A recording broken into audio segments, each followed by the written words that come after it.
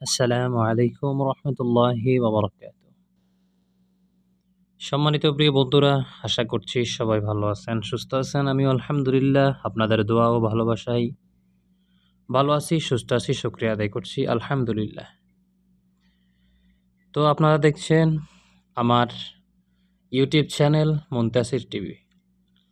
যারা এখনো পর্যন্ত আমার চ্যানেলটিকে সাবস্ক্রাইব করেননি, দ্রুত সাবস্ক্রাইব করে ফেলুন এবং বেল আইকন ক্লিক করে নিন। তাহলে সমস্ত ভিডিও আপনার কাছে চলে যাবে। আমি প্রতিনিয়ত ভিডিও আপডেট করি, ভিডিও আপলোড করে থাকি। তো এই ভিডিওগুলো আপনাদের কাছে চলে আসবে। তো আমরা আজকে যে বিষয় নিয়ে আলোচনা করব, থাম্বনেল দেখে বুঝে ফেলছেন, জিনগ্রস্ত রোগীর চক্ষু খোলা, অন্তর্চক্ষু খোলা। অর্থাৎ একটা লোক যখন কবিরাজের কাছে আসে, তো কবিরাজরা যেই দোয়া বা আয়াত মন্ত্র পড়ে রোগীর অন্তর্চক্ষু খোলে, তো এই অন্তর্চক্ষু আপনি নিজেরটা নিজেও খুলতে পারবেন এবং জিনগ্রস্ত রোগী যিনি থাকবে তারাও আপনি খুলতে পারবেন। তো আসুন আমরা আজকে এই বিষয় নিয়ে কথা বলি। সর্বপ্রথম জিনগ্রস্ত রোগীকে আপনি আপনার সামনে বসাতে হবে। আপনার সামনে বসানোর পরে তাকে ক্যাবলামুখী হয়ে বসাবেন। ক্যাবলামুখী করে বসানোর পরে তাকে আপনি সূরা ইয়াসিনের ২১ নম্বর আয়াত ৭ বার পড়ে আপনি ওই রোগীর চোখের মধ্যে ফু দিবেন।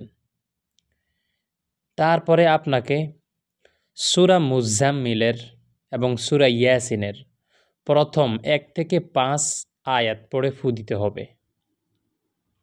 একবার ফু দিবেন। এরপরে আপনাকে ইসমে আজম পড়ে ফু দিতে হবে। একবার ইসমে আজম পড়বেন, পড়ে ফু দিবেন। তারপরে আপনাকে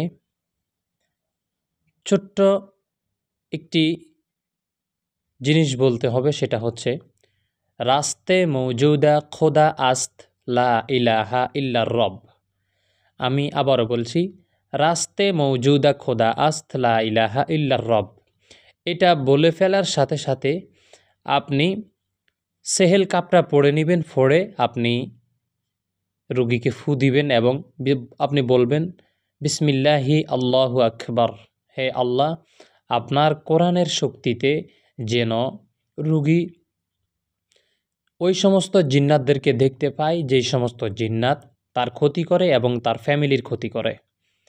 এইটা আপনি অ্যাপ্লাই করতে পারবেন যেই সমস্ত রুগীদেরকে জিন ক্ষতি করে, কিন্তু জিনকে কখনো দেখে নাই, রুগী জিনকে কখনো দেখে নাই, দূর থেকে ক্ষতি করে আপনারা, তাহলে ওই লোকের উপরে এটা অ্যাপ্লাই করতে পারবেন।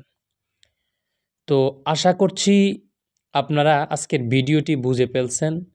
তো যারাই এই প্রক্রিয়াধীনটি ব্যবহার করতে চান আপনারা ব্যবহার করতে পারেন, ইনশাআল্লাহ অবশ্যই উপকৃত হবেন। তো ভালো থাকবেন, সুস্থ থাকবেন, আমার জন্য দোয়া করবেন। আসসালামু আলাইকুম রহমতুল্লাহি ওয়া বারাকাতুহু।